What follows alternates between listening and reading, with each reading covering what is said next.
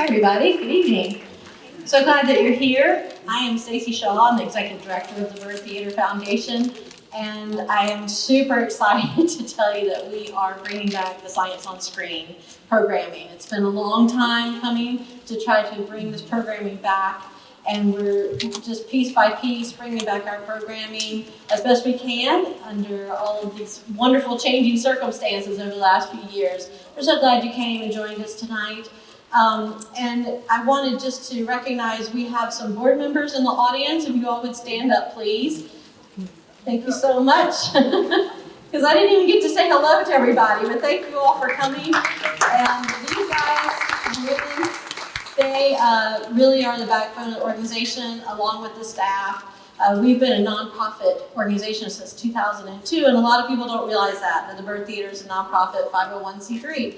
And so, in addition to your ticket prices, we are raising money every year to keep this theater open and to work on her. She's 94 years old, and you know, when you're 94, you might need a little pick-me-up. So we're working on those things, and we just wanted you to know that every day we're actively working to improve the theater and make progress with her. So, and you being here is a huge part of that, and we look forward to being able to share all those things with you.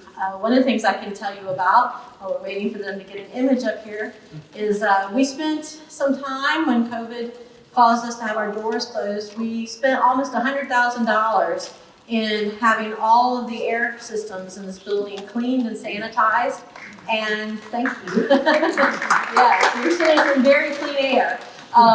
We put in a triple filtration system, so the air, you have hospital-grade walls of hospital-grade filters and a complete unit of UV light fixtures. So all the air that you're breathing right now is triple filtered. And so we hope that you're comfortable here. We appreciate you wearing a mask if that's something that you're comfortable doing. And we just, again, everybody who comes, every time you come, it's a big help to us as an organization. I'm going to go ahead and introduce our speakers for tonight, who are on loan to us from one of our sister organizations, nonprofits in the community, the Science Museum of Virginia. And we are very grateful for them sharing their expertise with us for this programming, Science on Screen. We, again, are very deeply grateful, and I believe your executive director is here. That's right. Yes, you stand up? Yes, there you are, right. So thank you so much for sharing your staff with us. Science on Screen is a program that is funded through a grant from the Coolidge Theater and the Alfred P. Sloan Foundation. So we really appreciate their effort, and we think it's a kind of cool way to do the programming, so you can learn some neat things around the movies. So without further ado, I'm going to introduce the wonderful scientist, and again, share their expertise. So we have Catherine, who is a neuroscientist. We have Justin, who is an astronomer. And we have Jeremy, who is a climate scientist. And for those of you that have not seen this movie, you'll completely understand why. They know everything about this film and will make it fun and way more interesting for you. Thank you again for being here, and thank you all for being here and supporting the Byrd Theater. I'm going to turn this over.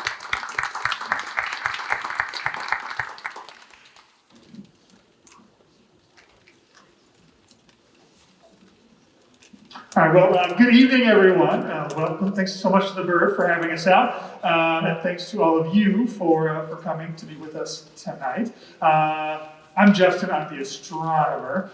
Give us just one more second here while we work on the slides. Obviously this is a movie that is all about astronomy, so I've got so much to share with you on the topic. I kind of like having the extra time because now I just gotta lazily talk about asteroids and comets and impact threats. I thought I was going to be hurried because I had so much content for you. There's actually today is an interesting day in astronomy and planetary science in particular.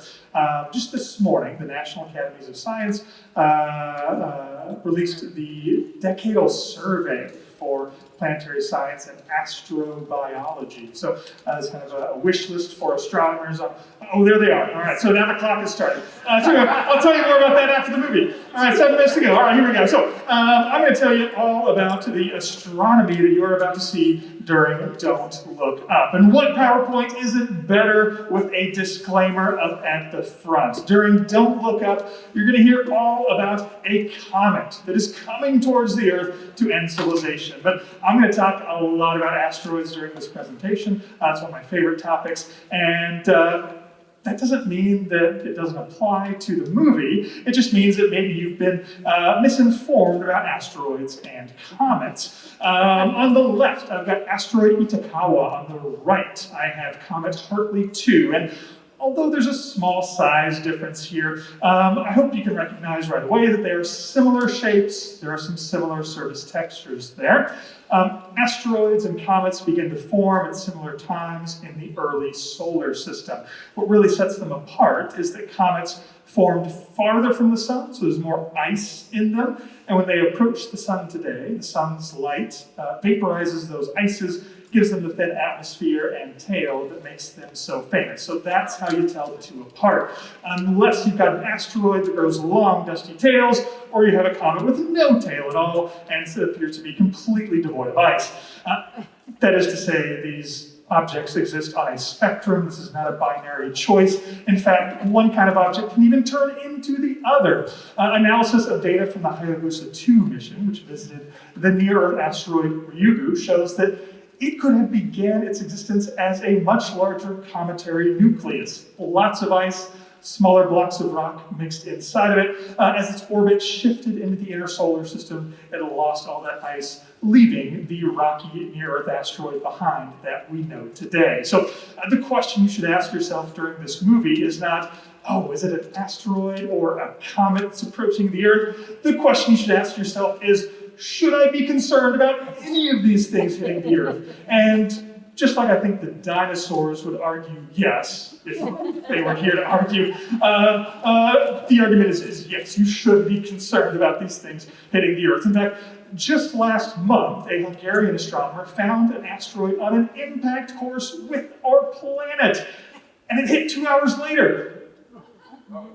I mean, don't laugh, it actually happened. It actually happened. But yeah, you may not have heard much about it, and I think we got through it okay, because the asteroid that hit us was 6 to 10 feet in diameter, a couple of meters, not much bigger than I am. And asteroids at that size burn up safely in Earth's atmosphere, creating a really bright meteor, you might hear called a bolide or a fireball. And they happen all of the time. This map is showing us about 1,000 fireballs detected by US government sensors that have occurred over the last couple of decades. All of these burning up safely in the atmosphere, except for one red dot that just appeared. That was a 60-foot wide, about 20-meter diameter, about twice the size of the screen here, asteroid that exploded in the air over Chelyabinsk, Russia, about 9 years ago. You may have seen some of that dash cam footage. And that one caused significant damage. Now, a lot of windows blown out, a lot of people injured. So you can think of this 60-foot diameter as kind of the baseline for dangerous space rocks. And although they don't hit the Earth all that often, they come close all of the time. This graphic illustrates about 250 of these 60-foot wide asteroids that have come within the orbit of the Moon in the last century. Those are the white dots. The red dots are those that will make those close approaches in the next couple of centuries. And just like we see new fireballs all the time, we find more of these close approaches all the time too. So that bird's nest is going to get even more crowded in the coming years because we're always watching the skies. And that's really how we can help ourselves the most to avoid the fate you'll see in the movie. Astronomers always scanning for new objects that might be approaching the Earth. Just last year, they discovered over 3,000 brand new near-Earth objects. We're on a pretty good pace for this year as well. The grand total of known near-Earth objects is about 29,000. So luckily, there are plenty of professionals keeping track of those for you. So let's talk for a moment about how they did in the movie with depicting this kind of process of finding a doomsday comet. right, so I have a short list of complaints, and we're going to start with the opening scene of the movie. Buckle up, it's a long movie. We've got this mountaintop observatory and this big telescope, a big mirror to gather precious photons from distant stars and galaxies. That's good. We've got an astronomer there ready to conduct a night of observations. Well, these observatories are on top of mountains. It's cold up there at night. So in the modern computer age, you just run some network cables into a climate-controlled room, you observe in comfort. So that would not happen. It looks better in the movie. But because Jennifer Lawrence's character is here in the observatory dome, there's a light on her desk. There's another light there. There's a light there. There's lights everywhere. And because of all of these lights, I mean, yeah, that looks good in the movie, but that will have the effect for this very sensitive scientific equipment. It's kind of like us staring directly into the sun. So good luck studying those stars and galaxies or finding that comet. In the interest of time, not too much about the big touchscreen monitor, but no.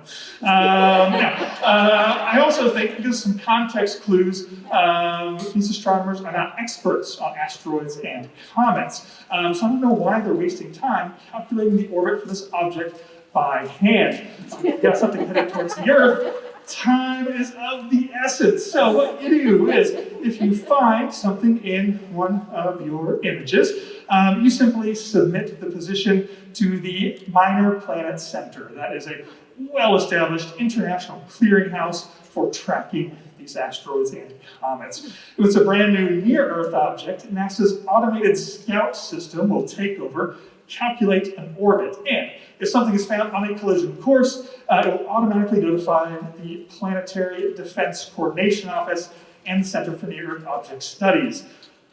I guess the scene we see in the movie is a little more interesting to watch than an email or a text notification popping up on someone's phone, but that's how it would happen.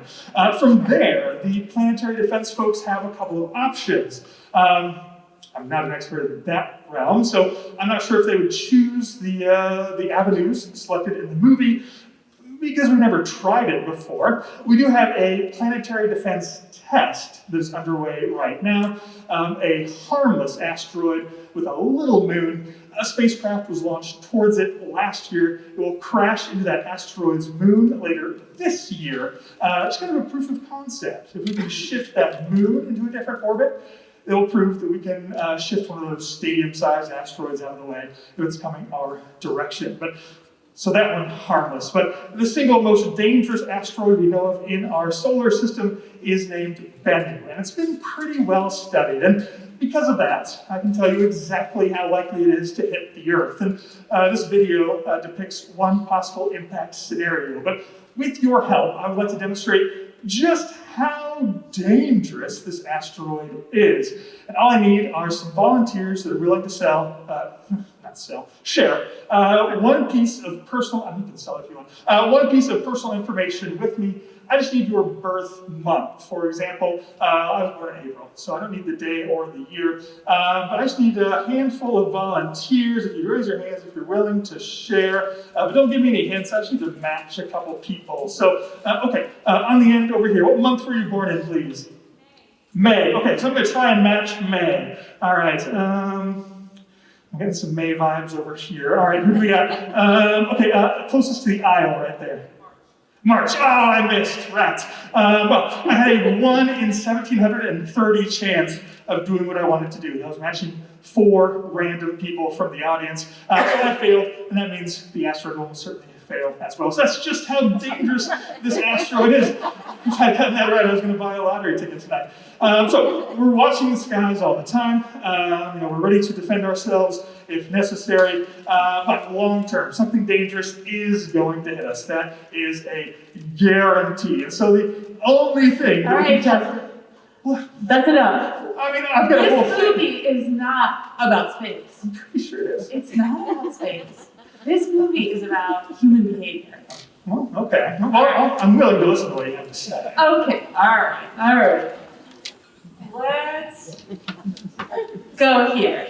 So, I am a neuroscientist, and so I want to talk about how this movie is not so much about space. Sure, that's flashy and fun and exciting and all the rest of that. It gives us a little plot line. But what it's really about is what we pay attention to, how we determine, how we make our decisions, and what we pay attention to tells us what we value and how we make our decisions, how we behave, and really who we are. This movie, I think you'll find, it really helps us think about who we are as a species. So I want you to focus for a moment. Think a minute about all of the information coming in to your body, into your brain. You have auditory signals coming from me, but also from other people having snacks and shifting around. You've got visual information coming in from all around you. Maybe you have tastes and smells on your breath. You have the touch, the sensation, not just of your chair, but also like the feeling of your clothes on your body. Things like that. All of that information is coming into your brain all of the time. And we're constantly filtering that information. How do we do that? What we do, selective attention, works like a filter. It doesn't work like a spotlight. It's not that we're spotting exactly, oh, I gotta pay attention to this or that. But instead, we're filtering, we're constantly buffering out all of the other stuff and shifting our attention from thing to thing and deciding what's the most important thing to pay attention to in this moment. And now what's the most important thing to pay attention to? And then next, what's most important? And every moment, we're constantly doing that. Our attention networks work by constantly shifting our attention from the alert phase. In our brain, there's a bunch of different regions that are in part of alerting. And that's when you see something move and shift. What we're doing is not just focusing on what something is. Your brain doesn't actually care what it is. It cares where. It cares that something's flying towards you. It doesn't care if there's a bird swooping overhead or a ball flying towards your face or there's any number of different kinds of things. It doesn't care what it is. It cares where it is in space. Only when it comes very close do we then care what it might be and whether or not it's a threat. But we're alerting constantly to little movements. We orient. When you hear a sudden loud noise, or you see a shift of a movement, or something changes in your environment, you alert. For example, if we're watching a screen, a phone, a video, a TV, or something like that, and something's blinking over in the corner, your attention shifts to it. And then something's blinking over here, and you shift to it. And you're constantly alerting and orienting toward that piece of information. Then your executive functions are commanding the attention resources of your brain to determine what is that? Is it important? What is the information that's coming in? How important is it? And what should I do with that information? And should I filter it out, or should I pay attention and give it its due? There's a lot of different processing things that are happening constantly with our attention. Attention and our memory are deeply connected, and they depend a lot on salience. Salience is not just importance, but also proximity of information. So, this asteroid or comet that's headed toward us, it's out there, but it seems important, but is it really coming that soon? Is it really going to hit? Is it going to really cause an impact in my life at this moment? There's a lot of questions. And so we don't care about things if they are far away, in distance, in salience. And so different regions of the brain are going to detect how salient a piece of information is. And all of a sudden, something else seems much more salient, much more important, because it's nearer in time and space. And so we care a lot more about those things. There are regions of the brain like this locus ceruleus, this blue region right here, that processes noradrenaline, a neurotransmitter that is involved in alertness and attention. It's very important for focusing our attention and shifting our attention and making us pay attention. Also, coffee, caffeine, really good for boosting your noradrenaline if you need a little extra attention boost. In addition to the regions of the brain and the neurotransmitters, the chemicals that are important for attention, we also have a variety of different brainwave activity that are important for attention. The alpha wave right here in the middle, very critical for attention and shifting attention back and forth between those different things. But I see the signal that I gotta start speeding up. So how do we know what to pay attention to and who to trust? And that, I think, is what this movie really is about. Not so much about the space, but really what's important to pay attention to. Who do we trust? Why do we trust the people that we trust? Where do we put our values? Where do we put our attention? How frequently do we shift our attention? And why do we do that? And here's the rub. Here's the important piece. Who holds the key to your attention? Who's pulling the strings of your attention focus at any given moment? When we think about how do we protect our brain, it's not just about protecting it from physical damage. When we start thinking about something that I like to call neurosecurity, we are protecting our brain from the invaders that are constantly coming to attack our attention processes. So how do we make better decisions?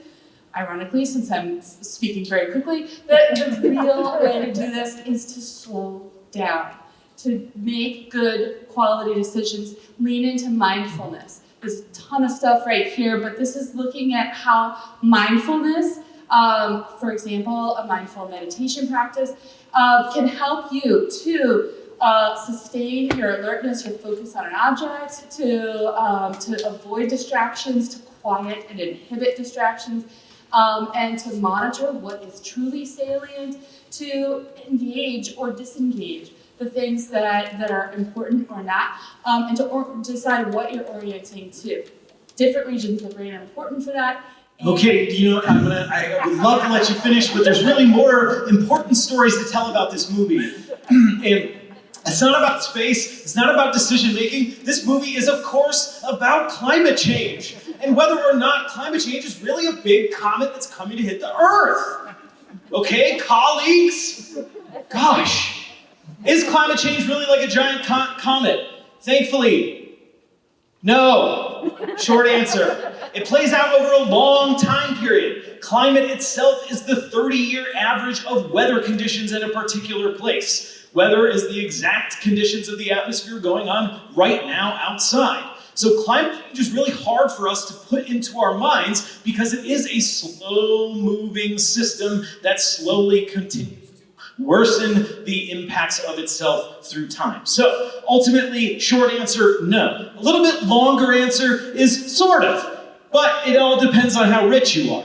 We know that people that have adaptive capacity or the ability to take on decisions, behaviors that allow them to remove themselves from the stressors of climate change, such as one that's really common around here, like air conditioning, that withholds the threats of a worsening climate around intensifying extreme heat waves that are happening more frequently, longer in duration, and at weirder times of the year. So we actually do know that the ability to adapt to climate change is really intimately linked to your income. Now, here in Richmond, we also know that is based on a long history of disenfranchisement and marginalization, such that formerly redlined communities of the city of Richmond experience summertime temperatures that are several degrees warmer than the other parts of the city. Our study from 2017 showed that the city has a 16-degree Fahrenheit difference between the coolest, warmest place at the exact same time during a heat wave. That is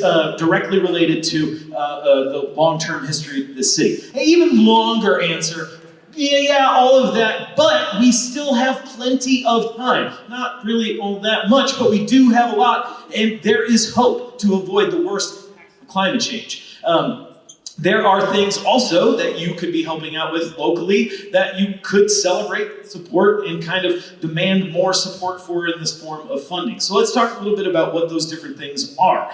The first that we're all pretty lucky to be around in the last few months has been the release of the Assessment Report 6 of the Intergovernmental Panel on Climate Change. Maybe this one's a little bit more predictable. Let's see here if this one's going to work more consistently. Here we are. So the Intergovernmental Panel on Climate Change came out with the Assessment Report 6, which is the 6th report of the Intergovernmental Panel on Climate Change. There are 3 working groups. The first one came out late last year in August, and showed that human-caused climate change is unequivocal, meaning there's no other explanation for long-term warming of the climate system.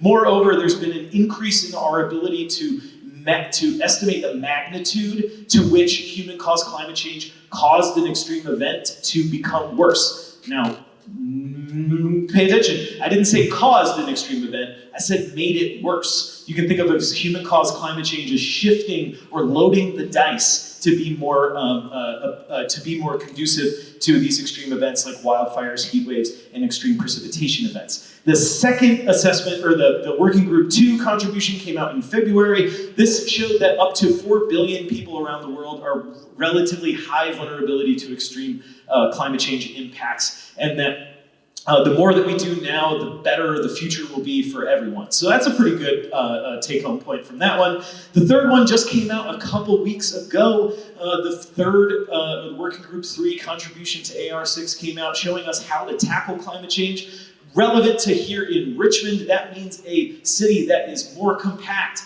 more dense, more houses for more people to live here, not as much sprawl on the outside, not as much car dependency, much more solar and energy efficiency advancements. It's like really a city of the future is what is a climate resilient city at the same time, which is pretty amazing. Now you might be thinking to yourself, where are we on the way of this thing really being like a comet? Let me show you. Over here on the left are the IPC scenarios from the previous assessment report. There was a thing called RCP 8.5. That's the biggest, tallest bar on the far left. That was projecting up to 5 degrees Celsius global climate warming at the time. Even the best case scenario, which was SSP 1.9, the shortest bar here, was showing about 1.5 degrees Celsius warming. Where are we right now? Even if we let the world just play out from where it is under current policies, we would still have about 2.5 degrees Celsius. We have not gotten anywhere close to the projections as seen as the worst case scenario from the previous IPCC report. Now, just back in the late summer as well, you heard about the Glasgow COP26 meeting. That has 2030 commitments assigned to it, and that even brings down the total amount of global warming somewhere between 2 and 3 degrees Celsius, which is even better than before. And then finally, net zero promises and 2030 commitments bring us down to about 1.8 degrees Celsius, right between the minimum amount that the IPCC put out several years ago and the maximum amount of 2 degrees Celsius for the worst impacts of climate change. So you might be asking yourself, Dr. Hoffman, how do I get involved locally? Because this sounds like we've got a lot of hope, a lot of time, a lot of things going on. Here we go. Take out your phones, scan that little QR code. Nothing got a better glow up in the pandemic than a QR code did. Technologically, the most useful thing ever. Today, the Mayor Stoney announced RBA Green 2050's public engagement period. It's going to allow you to weigh in on the city's own climate action plan. If you didn't know we had that, we have that. And we have some really amazing equitable approaches to preparing our city for the worst impacts of climate change. So while I am certainly not one to say that global climate change is like a big comet, there is more that we could be doing faster and with more rapidity than we are currently right now. So as you heard, this movie is really a climate change movie, right? It's really a climate change movie, right? I mean, come on, I convinced you guys. Yeah, it's a climate change movie. No, it's a climate change. We just found the largest ever It's not about it. Human, it's a Yeah, well, Well, enjoy the film. Thank you very much, everybody.